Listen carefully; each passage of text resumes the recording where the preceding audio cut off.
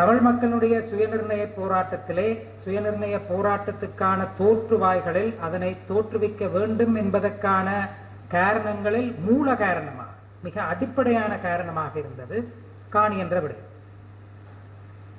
வரலாற்றை படித்து பார்க்கின்ற பொழுது 1931ஆம் ஆண்டிலிருந்து கோல்புரூக் கமரன் சீர்திருத்தத்துக்கு பின்னராக இலங்கையர்கள் பெரும்பான்மையை கொண்ட ஒரு அமைச்சரவை உருவாக தொடங்கின காலத்திலிருந்து இலங்கைக்கு தேவைப்படுகின்ற காணி சீர்திருத்தங்களை கொண்டு வர வேண்டிய காலத்தில் இருந்து நீங்கள் இந்த நாட்டினுடைய தொடர்ச்சியாக வந்த அரசாங்கங்கள் அரச காணி என்ற விடயத்தை கையாண்ட விதத்தை பார்த்தால் அதற்கும் இனப்பிரச்சனை அல்லது தேசிய கேள்வி நேஷனல் குவெஸ்சன் என்ற ஆங்கிலத்திலே சொல்லுவோம் அது உருவானதற்கும் ஒரு நெருங்கின தொடர்பு. ஆகவே அதனுடைய தொடர்ச்சி அதனை அந்த வரலாற்று பின்புலத்தில் பார்க்காவிட்டால் இந்த 3ஆம் மாதம் வந்த வர்த்தமானி அறிவித்தலை நாங்கள் பூரணமாக விளங்கிக் கொள்ள முடியாது. தனியே அந்த வர்த்தமானியை எடுத்து பார்த்தால் ஒரு குறிப்பிட்ட சட்டத்தின் கீழே வந்த ஒரு வர்த்தமானி அதற்கு ஏதாவது சட்ட தீர்வு இருக்குமா என்பதனை நாங்கள் தேடுவோம். ஆனால் வரலாற்று ரீதியாக அரசியல் சூழமவிலிருந்து ஒரு விடயத்தை நாங்கள் பார்க்கின்ற பொழுது இது நீண்ட தொடர்ச்சியின் தற்போதைய அத்தியாயம் என்ற விளங்கிக் கொள்ளலுக்கு நாங்கள் வரலாம். அந்த விளங்கிக் கொள்ளல் மிக முக்கியமானது. சட்ட மாணவர்கள் சில வேளைகளில் என்னையும் கேட்டிருக்கிறார்கள், இந்த விளங்கிக் கொள்ளலாம் எங்களுக்கு என்னத்துக்கு, நாளைக்கு சட்டத்தரணியா போறோம், கோர்ட்ஸ்ல எழும்பி நிற்க போறோம், வழக்க பேச போறோம், அதுக்கு செக்ஷனும் கேஸ் லாவும் காணாதான்னு கேட்கிற சட்டத்தரணிகள் இருக்கிறார். ஆனால் ஒரு சட்டம் ஏன் வந்தது, அந்த சட்டத்தை எப்படி பிரயோகிக்கின்றார்கள் என்ற சூழமைவு கண்டெக்ஸ்ட் சர்க்கம்ஸ்டன்ஸ் விளங்காட்டி நாங்கள் பொருத்தமான சட்ட தலையீடுகளை கூட செய்ய பொருத்தமற்றவர்களாகி விடுவோம் என்பதுதான் உண்மை. அதனால்தான் பல்கலைக்கழகத்திலே சட்டம் படிப்பிக்கின்ற பொழுது அதிகம் மாணவர்களால் விரும்பப்படாத ஜூரிஸ்ப்ரூடன்ஸ் ஒரு பாடம் இருக்கு. கோட்பாடு சார்ந்த தத்துவவியல் சார்ந்த பார்வை என்பது அவசியம் என்று வருகிறார். இன்றைக்கு சட்டத்தை தனியாக சட்டமாக படிக்க முடியாது, அரசியலோடு சேர்த்து படிக்க வேண்டும், வரலாற்றோடு சேர்ந்து படிக்க வேண்டும். Law and history, law and politics, law and economics போன்று பார்வைகள் வலுவாக குறிப்பாக மேற்கத்திய நாடுகளிலே சட்டம் தொடர்பான படிப்பு அவ்வாறாகத்தான் நகர வேண்டும் என்ற தேவை உணரப்பட்டது. ஆகவே இந்த புரிதல் மிக முக்கியம். இப்ப காணி என்பது என்ன?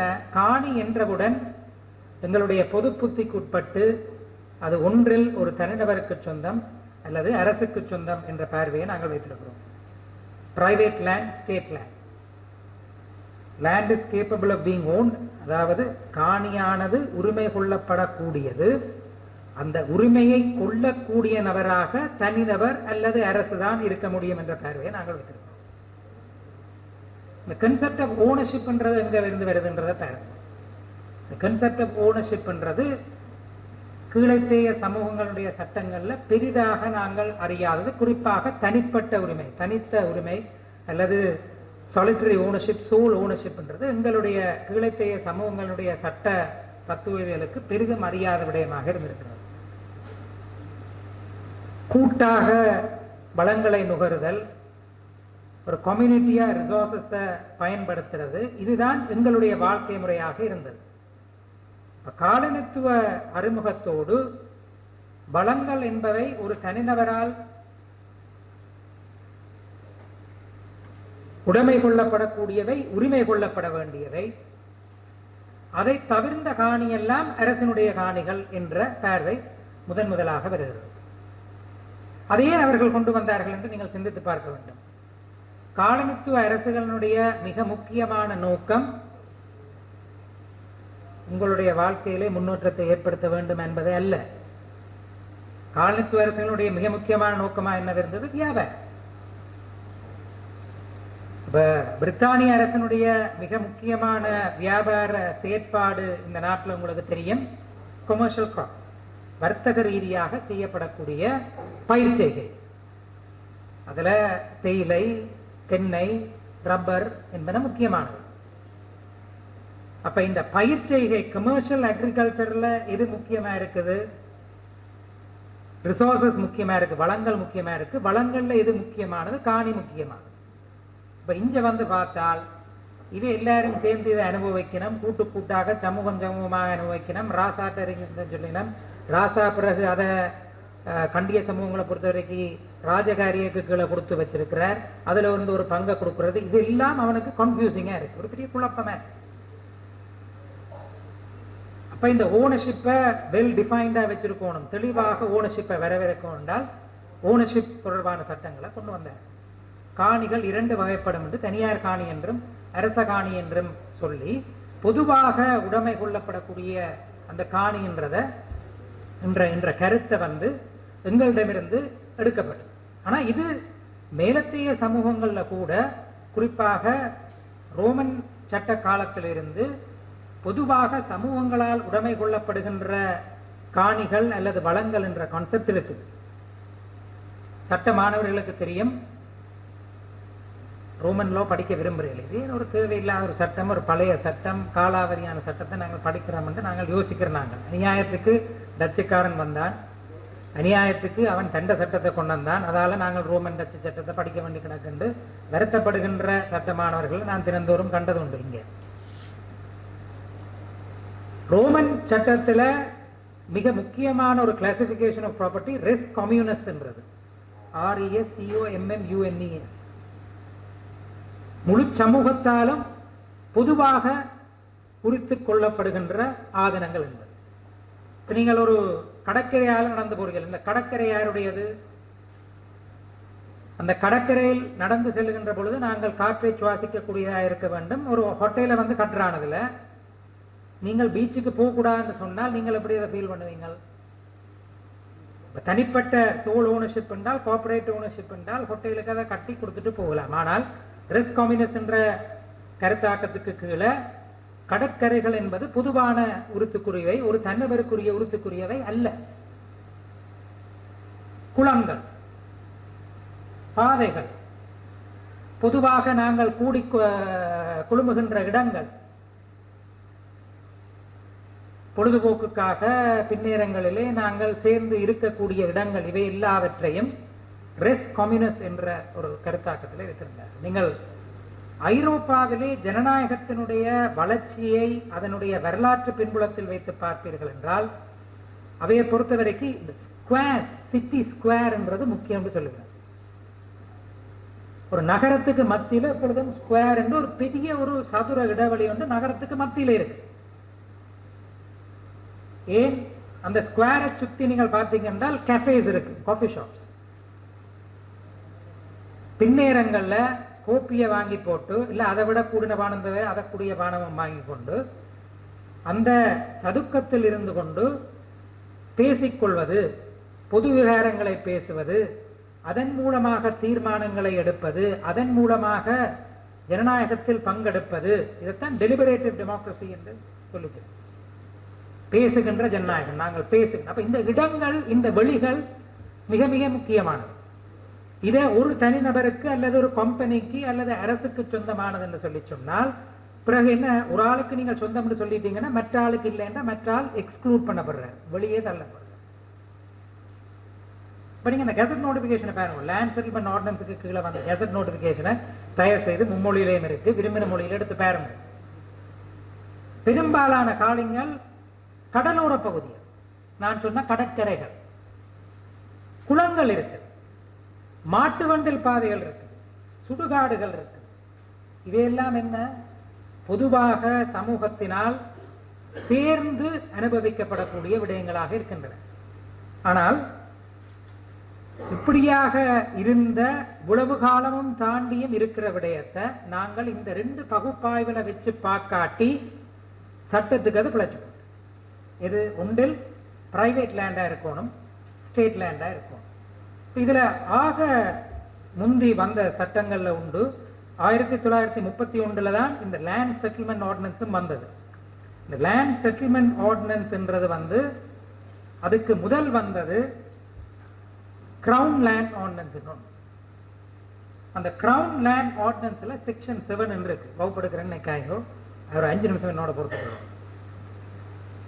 அந்த கிரவுன் லேண்ட் ஆர்டினன்ஸ்ல இந்த பிரச்சனை முகம் கொடுக்கப்பட்டது. என்ன பிரச்சனை? இப்படி பொதுவாக நுகரப்படக்கூடிய பயன்படுத்தப்படக்கூடிய காணிகள் இருக்கு, இது என்ன செய்யறன்ற பிரச்சனை. இந்த அவனுக்கு என்ன கிளியரா தெரியணும், நான் எங்க தென்னை வைக்கலாம், நான் எங்க தேயிலை பயிரிடலாம், நான் எங்க கூப்பி போடலாம். அதுக்கு நீ காணி யாருடைய உரித்து என்பதை தெளிவாக சொல்லாட்டி எனக்கு கிடைச்சது. என்னுடைய பேராசிரியர் ஷாரியாஸ் கானிவல் அவர்கள் எனக்கு பிரைவேட் லா படிப்பிச்சதில் ஒரு முதன்மை பேராசிரியர் எங்களுக்கு படிப்பிக்க சொல்லுவா, ஒரு ஆள் பல பேரை முடிக்கலாம் என்ற கண்டிய சட்டத்தை இல்லாமல் பண்ணது இதான் காரணம். விக்டோரியன் ஐடியா ஆஃப் மேரேஜ், விக்டோரிய காலத்து திருமணம் தொடர்பான சிந்தனைகளை இந்த நாட்டில் பூத்தினது அந்த காரணத்துக்காக தான். ஏன் பொலிகமியும் இருந்தது, பொலியாண்ட்ரியும் இருந்தது. அது என்ன பொலிகமி? ஒருவர் பல பெண்களை முடிப்பது. பொலியாண்ட்ரி ஒரு பெண் பல ஆண்களை முடிப்பது. எங்களுக்கு தெரிஞ்சதான் மகாபாரதம். அப்ப இந்த முறையை இல்லாம பண்ணினவே இவ்வாறாக அந்த குடும்பத்தினுடைய காணிகள் பல்வேறு நபருக்கு, ஒரு ஆளுக்கு பல மனைவிகள், ஒரு பெண்ணுக்கு பல, அதுக்கு பல ஆண்கள் பெண்கள் என்ற பிள்ளைகள் வந்தால் காணி அப்படியே பிரிஞ்சு பிரிஞ்சு போய் சின்ன சின்ன பார்சல்ஸா வந்தால் என்ன நடக்கும்? அதை எஃபெக்டிவா எக்கனாமிக் யூஸ் செய்யறதுக்கு தடையா இருக்கு. ஏன்னா எக்கனாமி ஆஃப் ஸ்கேல் முக்கியம். இப்ப உடனே முதல் செய்தது என்ன? கண்டியன் ப்ராவின்சஸை கைப்பற்றினா பிறகு செய்தது என்ன? பொலியாண்ட்ரியையும் பொலிகமியும் அபாலிஷ் பண்ணி மோனோகமி, ஒரு ஆளுக்கு நாங்கள் இந்த ராமன் ஒரு ஆளுக்கு ஒருத்தன் என்று நாங்கள் கம்மன்களை மேடையில் பேசி திரிகிற எல்லாத்துக்கும் எங்களுடைய சமூக வழக்காறுகள்ல வரலாறு இல்லையா? அது விக்டோரியன் ஐடியா. அவன் கொண்டு பூத்தினதுக்கான காரணம் என்ன? நீங்கள் எல்லாரும் ஒரு தேரத்தோடு இருக்கணும்ன்ற காரணத்துக்காக இல்ல. எனக்கு காணி கிளியரா பெரிய பார்சல்ஸாக கடத்த. ஒரு ஆளுக்கு 2 பிள்ளைன்னா 2ஆ பிரிஞ்சு போகுது, பிரச்சனை இல்லை. ஒரு ஆளுக்கு 10 பிள்ளைன்னா கிடைச்சல். 10 சின்ன சின்ன துண்டா போகுது, குழிகள் அதுகள்ல நாங்களும் சண்டை பிடிக்கிற வளமையும் கொண்ட ஆக்கள் பசிக்கும். கண்டியன் ப்ராவின்சஸ்ல பலதார திருமணத்தை இல்லாமல் பண்ணி ஒரு தார திருமணத்தை கொண்டதுக்கான காரணமே இந்த கமர்ஷியல் எக்ஸ்ப்ளாய்டேஷன் தான். இப்ப அவனுக்கு இது பிரச்சனையா இருக்கு. ஒன்று அது பிரச்சனையா இருக்கு, அது வேற, அது ஃபேமிலி லா, அதை இன்னொரு நாள் பண்ணா பார்ப்போம். இப்ப இந்த கிரவுன் லேண்ட் ஆர்டினன்ஸ்ல என்ன சொல்றான்? ஆங்கிலத்தில் வாசிட்டு தமிழ்ல சுருக்கமா சொல்றேன். All forest waste unoccupied or uncultivated land shall be presumed to be the property of the crown. இது எப்போ கொண்டாங்க? 1841 இல்ல. உங்களுக்கு தெரியுமா? நான் வரலாறு சொல்ல தவிர பிரித்தானியர் கான்குவெஸ்ட் பண்றது 1802ல முடிக்குரிய காணி அரசாக வருது. 1802ல 1850ல காண்டி கைப்பற்றப்படுது. 1841ல இந்த ஆர்டினன்ஸ் வருது. வெரி ஏர்லி லெஜிஸ்லேஷன், ஆரம்ப காலத்துல வந்த லெஜிஸ்லேஷன். என்ன சொல்லி நாம் all forests, waste, unoccupied or uncultivated land shall be presumed to be the property of the crown.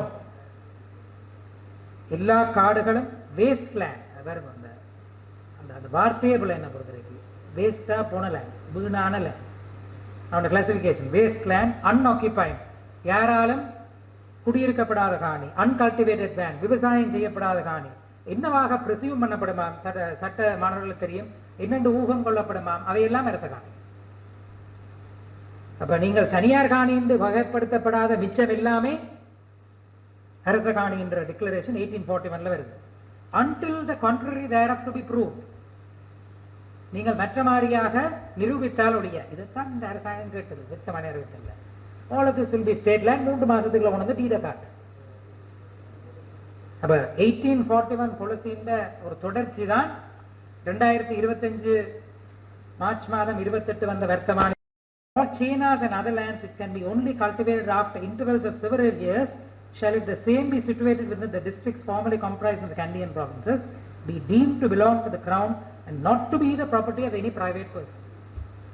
தனிநபருக்கு சொந்தமானவையாக கருதப்படக்கூடாது. அதற்கு மாற்றாக ஆதாரம் நீங்கள் கொண்டு வந்தாலுடைய இந்த சட்டத்தை கொண்டு வருகிறார். இது 1841. அதன் பின்னராக 19 இவ்வளத்தையும் ஸ்டேட் லேண்ட் ஆக்கியாச்சு. ஸ்டேட் லேண்ட் ஆக்கின பிறகு காலனித்துவ அரசு என்ன செய்திருந்தால் அவ்வளவு காணியையும் பெரும் முதலாளிகளுக்கு வழங்கும். பிரிட்டிஷ் கம்பெனிஸுக்கும் பெரிய முதலாளிகளுக்கும் அவ்வளவு காணியையும் பெரிய ஸ்கேல்ல தோட்டம் செய்து வருமானத்தை கொண்டு வரக்கூடியவைக்கு கொடுத்தது. 1931ல ஒரு சேஞ்ச் ஒன்று நடக்குது. நான் சொன்னேன் ரெப்ரசன்டேட்டிவ் கவர்மெண்ட், ஒரு பிரதிநிதித்துவ அரசாங்கத்தினுடைய முகுள் நிலை 1931.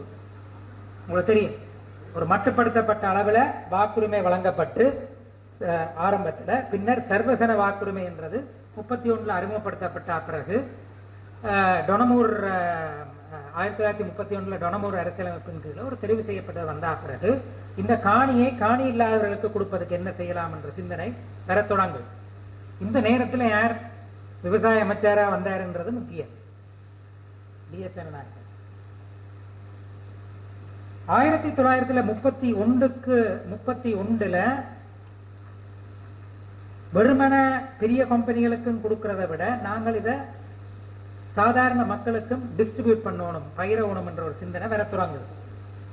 அந்த சிந்தனையினுடைய ஆரம்ப புள்ளி தான் ஒரு லேண்ட் கமிஷன் ஒன்று உருவாக்கின. பல்வேறு land commission, first land commission ஒன்று வருது. அந்த ஃபர்ஸ்ட் லேண்ட் கமிஷன் வந்து தன்னுடைய 3வது அறிக்கையில இந்த பின்வரும் வாசகங்களை சொல்லுது. அகைன் என்ன பொறுத்து கொள்ளணும், இதுக்கு மேல நான் இனி செக்ஷனோ ஆங்கிலத்தில் வாசிக்க மாட்டேன், மிச்சம் கருத்துக்குள்ள முடிச்சு சொல்லி நாங்கள் கேள்வி பதிலுக்குள்ள போகலாம். பின்வருமாறு சொல்லுது அந்த ரிப்போர்ட்ல.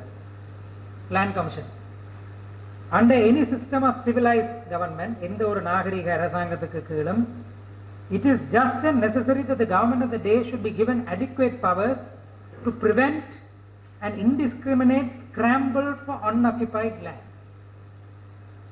உடைமை கொள்ளப்படாத காணியை பல்வேறு நபர்கள் அடிபட்டு பிடிப்பதை தடுக்கக்கூடிய வகையில் அதிகாரங்களை அரசுக்கு கொடுப்பது முக்கியம். ஆளுநர் வேதநாயகன் இதைத்தான் சொன்னார். சேம் வேர்ட்ஸ் நான் யோசிச்சு பார்க்கிறேன். 1931, 2025 எக்ஸாக்ட் சேம் வேர்ட்ஸ் சொல்றேன். கள்ள உறுதி போட்டு நீங்கள் பிடிக்கிறீங்களோ அதை தடுக்கிறதுக்கு தான் இது தேவையா இருக்கின்றது. நீங்கள் தயவு செய்து கனெக்ட் பண்ணிப்பாரு. சரிதானே? என்ன எந்த சிவிலைஸ் கவர்மெண்ட், எந்த நாகரிகம் அடைந்த அரசாங்கம் என்ன செய்யுமா, அன்ஆக்கியபைட் லேண்டை நீங்கள் சண்டை பிடிச்சு ஸ்கிரம்பிள் பண்ணி பிடிக்கிறத தடுக்கிறதுக்காக அடிக்வேட் பவர்ஸ் கவர்மெண்ட்டுக்கு கொடுக்குமா. It should be given adequate powers to prevent an indiscriminate scramble for unoccupied lands and to preserve land for which private title cannot be established as public property. தனியார் காணி என்று ப்ரூவ் பண்ண முடியாத public ப்ராப்பர்ட்டியாக வைத்திருக்கிறது அவசியம். with a view to its utilization for the benefit of the community as a whole. முழு சமூகத்தினுடைய பயன்பாட்டுக்காகவும் அதனை பாதுகாப்பதற்காக அதை அரசிடம் கொடுக்க வேண்டிய அவசியம் உள்ளது. இந்த ஜம்ப் தான் முக்கியம். நான் சொல்றதுக்கான ஒரு காரணம் இருக்கு, தயவு செய்து என்னோட கொஞ்சம் பொறுத்துக்கொள்ளணும். சரிதானே? என்ன கமிஷன் ஏற்றுக்கொள்ளுது, நீங்கள் எல்லாம் இதை பொதுவாக நுகர்ந்து கொண்டிருந்தீங்கன்றதை ஒத்துக்கொள்ளுது. கூட கடற்கரைகளையும் கூட குளங்களையும் கூட குளக்கட்டுகளையும் பொதுவாக கூடுகிற இடங்களையும் மாட்டு வண்டில் பாதைகளையும் எல்லாத்தையும் இடுகாடுகளையும் சுடுகாடுகளையும் நீங்கள் கூட்டாக சமூகமாக நுகரக்கூடியவர்களாக இருந்தீர்கள். இருந்தாலும் நீங்கள் சொல்ற மாதிரி மனிதன் அடிப்படையில் எங்களுடைய முன்னாள் யாழ்ப்பாணம் இந்து கல்லூரி அதிபர் எங்களுக்கு சொல்ற மாதிரி வக்கிர புத்தி உடையது. வக்கிர புத்தி இருந்தா என்ன நடக்கும்? அடிவிடுவான் காணிக்கு. அப்ப அதுக்காக நாங்கள் என்ன செய்யணும், இதை அந்த மனிதனிட்டே பாதுகாக்கிறதுக்காக நாங்கள் யார்ட்டையா கொடுக்கணும், அது அரசுக்கு தான் கொடுக்கணும். இதுதான் எங்களுக்கு சிக்கல். ஏன் சிக்கல் இருக்கு? இதெல்லாம் இனி அரசியல் பார்க்கணும். என்ன அப்ப ஏட்ட கொடுக்கறது கம்யூனிட்டியால பயன்படுத்தப்படுற சமூகத்தால பயன்படுத்தப்படுற ஏட்ட கொடுக்கணுமா, அரசிட்ட கொடுக்கணுமா? எந்த அரசிட்ட? நாங்கள் உருவாக்காத ஏற்காத அரசு. அதான் முக்கியம். நாங்கள் உருவாக்காத லெஜிட்டிமேட்டாக கருதாக நியாயமானதாக கருதப்படாத எங்களுடைய அரசாக கருதாத அரசிட்ட கொடுக்குது. அப்ப ஒரு அரசற்ற தேசத்துக்கு என்ன பிரச்சனை? அரசற்ற தேசமான தமிழ் தேசத்துக்கு என்ன பிரச்சனை? தமிழ் சமூகத்துக்கு என்ன பிரச்சனை வந்துட்டது? நான் சமூகமாக நுகர்ந்து கொண்டிருந்த காணி எல்லாம் இப்ப யார்கிட்ட போயிட்டது? அரசிட்ட போயிட்டு. அரசிட்ட போக அரசு என்ன செய்யுமா? அத அரசு பகிர்ந்தளிக்குமா? The state becomes the sole custodian of state. திருப்பி திருப்பி திருப்பி திருப்பி இந்த சட்டங்களை வருது. 1931 கிரவுன் லேண்ட் ஆர்டினன்ஸ்ல செய்யப்பட்ட திருத்தம், 1931 லேண்ட் செட்டில்மெண்ட் ஆர்டினன்ஸ்ல கொண்டுவரப்பட்டது. அதுக்கு கீழே அந்த கெசட் வந்தது. பிறகு 1935 வந்த ஸ்டேட் லேண்ட் சம்பந்தமான பெரிய சட்டமான காணி அபிவிருத்தி சட்டம், land development ordinance. So within a very few years, ஒரு குறுகிய கால பகுதியில் எங்களோட ரெஸ்ட் கம்யூனிஸ் எல்லாம் ஸ்டேட் லேண்ட் ஆயிடுச்சு. மிக குறுகிய காலத்துல நாங்கள் என்ன கண்டுகொண்டோம்? டிஎஸ்என் நாயக்கு கீழே அவர் அந்த ஸ்டேட் லேண்டாக மாற்றுறதை எப்படி பயன்படுத்த போறாரு, எப்படி பயன்படுத்தினார், எங்க ஆரம்பிச்சோம், கல்லோயால ஆரம்பிச்சோம். இது ஸ்டேட் லேண்ட் வழங்குறத இந்த நாட்டினுடைய இன பரம்பியல்ல மாற்றங்களை ஏற்படுத்துக்கு பயன்படுத்தலாம் என்ற கருவியாக அதை பயன்படுத்தலாம் என்றத இந்த அரசு கண்டு கொண்டது. எத்னோக்ராட்டிக் ஸ்டேட்டா இருக்கக்கூடிய சிங்கள பௌத்த அரசு கண்டு கொண்டது. ஆகவே இதன் மூலமாக வழங்கப்பட்ட அதிகாரங்களை பெற்றுக்கொண்ட அரசு தன்னுடைய அரசினுடைய ஐடியாலஜியை அடைந்து கொள்றதுக்கான கருவியாக அதை பயன்படுத்த தொடங்கிச்சு. அப்ப நாங்கள் அரசற்ற தேசங்கள் என்ன செய்த, நாங்கள் எங்களுக்கும் ஸ்டேட் லைன்ல பவர் வேணும்ன்றது கேட்க தொடங்க. நீங்க பாருங்க, பண்டா செல்வா ஆக்ட்ல இருந்து, டட்லி செல்வா ஆக்ட்ல இருந்து, டிஸ்ட்ரிக்ட் டெவலப்மெண்ட் கவுன்சில்ல இருந்து, 13ஆம் திருத்தத்துல இருந்து இன்றைக்கு வரைக்கும் எந்த ஒரு கான்ஸ்டிடியூஷனல் செட்டில்மெண்ட், எந்த ஒரு பேச்சுவார்த்தை என்ற விஷயத்திலையும் முதன்மையாக இருப்பது ஸ்டேட் லேண்ட். இந்த ஸ்டேட் லேண்டை யார் கண்ட்ரோல் பண்றது? ஏன் அடிக்கடி நாங்கள் சொல்ற மாதிரி, நாங்கள் பெரும்பான்மையாக இருக்கக்கூடிய எங்களுடைய தாயகத்திலே நாங்கள் சிறுபான்மையினராக மாற்றப்படுவோம். ஸ்டேட் லேண்ட் என்ற பவர்ஸை வச்சுக்கொண்டு அதை சென்ட்ரல் கவர்மெண்ட் அதை செய்யுதுன்ற காரணத்தால். அப்ப இப்ப சொல்லுங்க, கெசட் நோட்டிபிகேஷனுக்கான கண்டெக்ஸ்ட் என்ன? Unutilised land, unoccupied land, forest land, waste land, நீங்க அதே வார்த்தைகள் செக்ஷன் 4 லேண்ட் செட்டில்மெண்ட் ஆர்டினன்ஸ்ல பயன்படுத்தப்பட்டிருக்கு. செக்ஷன் 4 லேண்ட் செட்டில்மெண்ட் ஆர்டினன்ஸ்ல பயன்படுத்தப்பட்டிருக்கு. அப்ப என்ன நடந்திருக்குது? வடக்கு மாகாணத்துல இவ்வளவு இடமும் இருந்திருக்குது, இந்த லேண்ட் செட்டில்மெண்ட் ஆர்டினன்ஸுக்குள்ளேயோ அல்லது கிரவுன் லேண்ட்ஸ் ஆர்டினன்ஸுக்குள்ளேயோ மாட்டுப்படாமல் இருந்தது.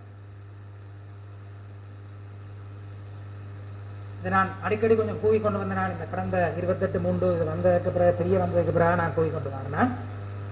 இது எல்லாமே தனியார் காணிகள், இதை அரசாங்கம் தூக்கி கொண்டு போகுதுன்னு நாங்கள் ஒரு பார்வையில் இதை பார்த்து இதுக்கு வழக்கு தாக்கல் செய்து நாங்கள் நடவடிக்கை எடுப்போம்னு பார்த்தா பிழைச்சு.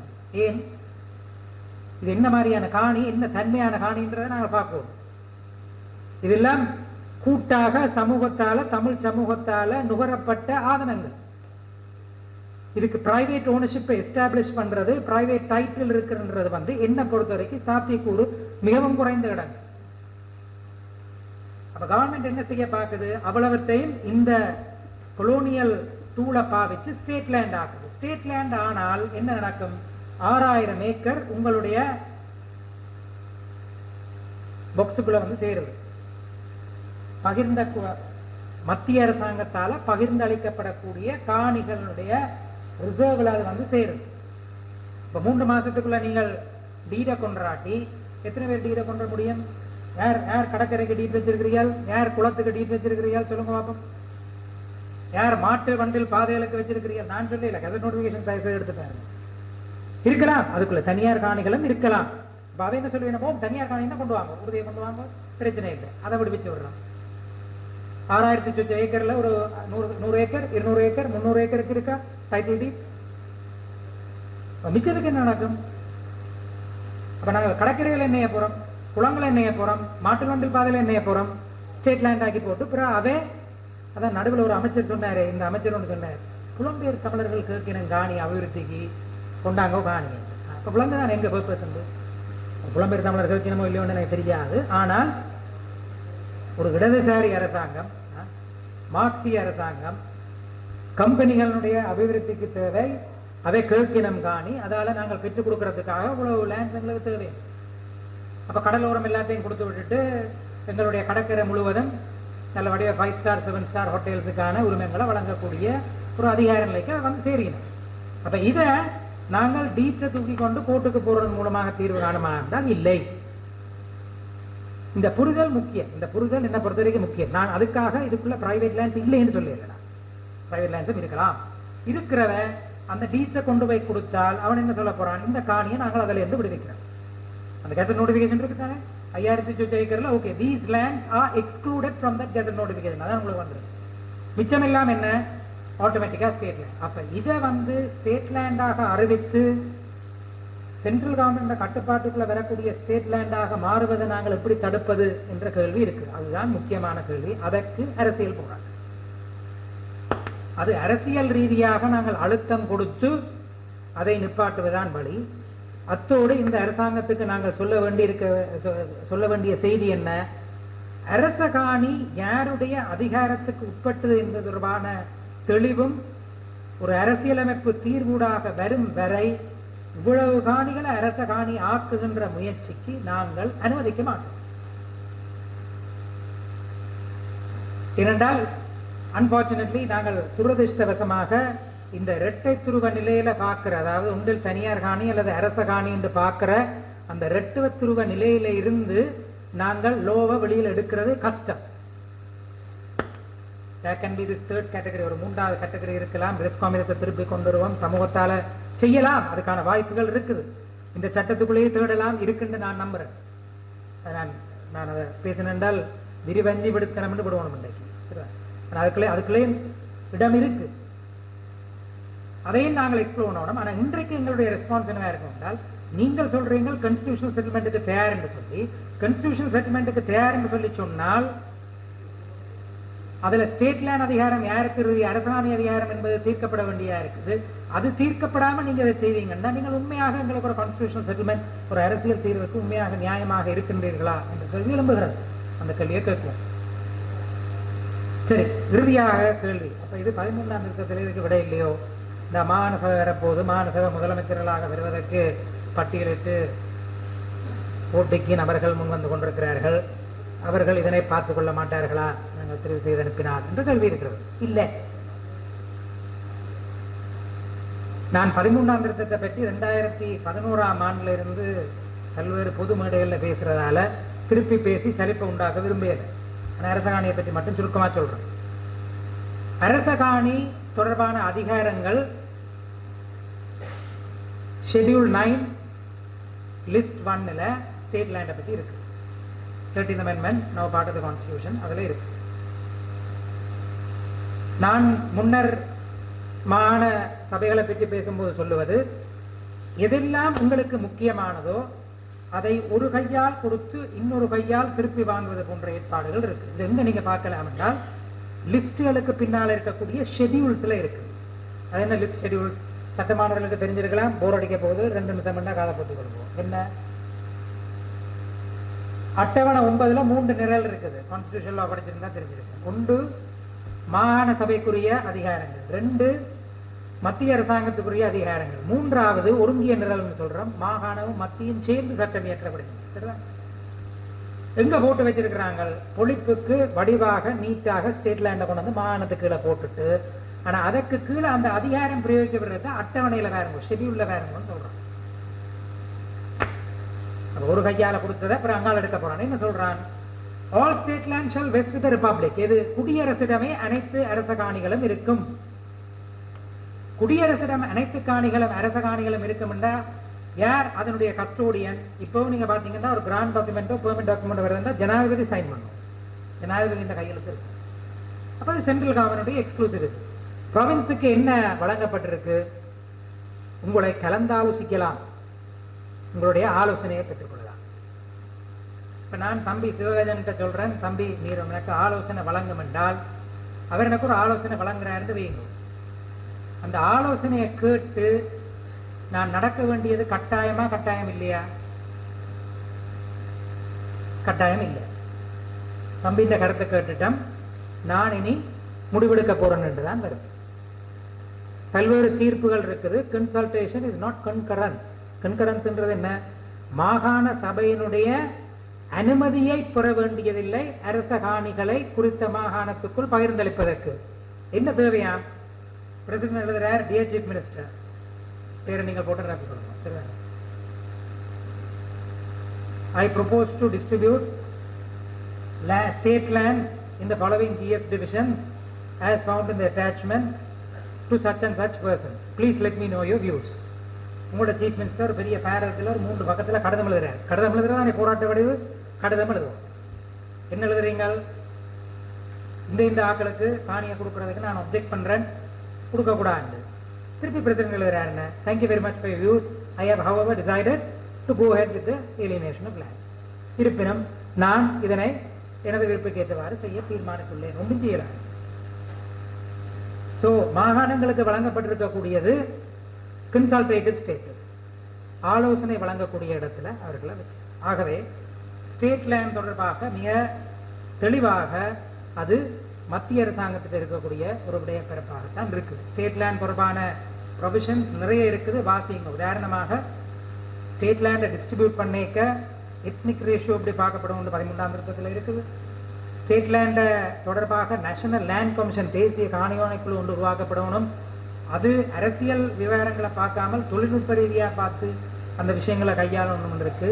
அதனுடைய வரிகளுக்கு இடையில என்னத்தை சொல்லாமல் விட்டிருக்கணும்ன்றதை மிக கவனமாக எங்களுடைய சட்டமானவர்கள் வாசித்து பார்த்து மற்றவைக்கும் அந்த அந்த அறிவை கொடுக்க வேண்டும். ஆனால் சுருக்கமான செய்தி என்ன, 13ஆம் திருத்தத்தில் மாகாண சபைகளுக்கு அரச காணி இல்லை. இறுதியாக நடந்த கான்ஸ்டிடியூஷனல் அசம்பிளி 2015 நல்லாட்சி கால அரசாங்கத்திலே ஸ்டேட் லேண்ட் அதை தொட்டு பார்க்குற இடத்துக்கு கூட வரையில பயன். ஏக்கிய ராஜ்ய ப்ரொபோசல்ல ஸ்டேட் லேண்ட் தொடர்பான ஏற்பாடுகள் என்னன்றது இதுவரைக்கும் தெரியாது. தெரியாட்டி அதன் அர்த்தம் என்ன, அது தற்போது இருக்கிறது தொடரும் என்பதுதான். அப்ப நாங்கள் மிக கவனமா இருப்போம். அப்ப நான் சொல்லுவதன் சுருக்கத்தை ஒரு நிமிஷத்தில் சொல்லி முடிக்கிறேன். காணிகள் என்பதனை தனியார் காணி எனவும் அரச காணி எனவும் பகுத்து இருதுருவமாக பார்க்கின்ற பார்வையை பிரித்தானியரால் காலத்துவ காலத்தில் அறிமுகப்படுத்தப்பட்டது. அவர்களுடைய நோக்கம் பயன்படுத்தப்படாத காணிகள் யாவும் அரசுக்கு சொந்தமாக மாற வேண்டும். அரசுக்கு சொந்தமாக அவ்வாறாக மாறுகின்ற காணிகள், சமூகத்தால் பொதுவாக பாதிக்கப்பட்ட காணிகளை பின்னர் அரச காணிகள் தொடர்பாக தனக்கு இருக்கக்கூடிய அதிகாரத்தை பாவித்து அதனை பிரித்து வழங்கும். அந்த பிரித்து வழங்கும் போது அந்த அரசானது ஒரு இனத்துவ அடிப்படையில் செயற்படுகின்ற ஒரு அரசாக இருக்குமா இருந்தால், ஒரு எத்னோக்ராட்டிக் ஸ்டேட்டாக இருக்குமா இருந்தால், அவை அந்த அரச காணி அதிகாரங்களை தமது அரசியல் இலக்குகளை அடைந்து கொள்வதற்கு பயன்படுத்தும். ஆகவே ஒரு அரசற்ற தேசமானது பொதுவாக சமூகத்தால் நுகரப்பட்ட காணிகளை அரச காணிகளாக மாற்றுவதனை இந்த நோக்கிலிருந்து பிரச்சனைக்குட்படுத்த வேண்டும், எதிர்க்க வேண்டும். இவ்வளவு நேரம் பொறுமையாக கேட்டதுக்கு நன்றிகள். தொடர்ந்து வரும் கலந்துரையாடல் எதிர்பார்த்திருக்கிறேன். நன்றி, வணக்கம். முக்கியமான கேள்வி கேட்டமைக்கு நன்றி.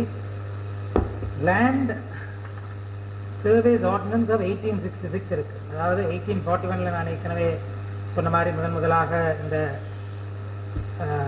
அன்ஆக்கியபைட் அன்கல்டிவேட்டட் லேண்ட் எல்லாமே அரச காணியாக வரும் என்று உருவாக்கின பிறகு இதை எப்படி நாங்கள் அடையாளம் கண்டு எடுக்கிறதுன்றதுக்கான தேவைக்கு தான் லேண்ட் சர்வீஸ் ஆர்டினன்ஸ் வந்து பாஸ் பண்ணப்படுது. அதுக்கு கீழே 2 விதமான சர்வேஸை வந்து சர்வே ஜெனரல் டிபார்ட்மெண்ட் செய்யலாம். ஒன்றுக்கு பேர் பிளாக் சர்வேஸ் உண்டு. அது முழுமையாக குறிப்பாக பெரும் சனத்திரல் இல்லாத இடங்கள்ல முழு ஏரியாஸையும் வந்து சர்வே பண்ணி அதை வச்சுக்கொண்டு ஒரு ஃபைனல் செட்டில்மெண்ட் ஒன்று செய்தினம். இதுல யார் கிரவுன், எது கிரவுனுக்குரியவை, எது பிரைவேட் கிளைமெண்ட்ஸுக்குரியவை, அல்லாத இன்னும் தெளிவா சொன்னால் எது தனிப்பட்ட நபர்களால கோரப்படுபவை, இவை மீதியானவை, அதாவது தனிப்பட்ட நபரால் கூறப்படாதவை.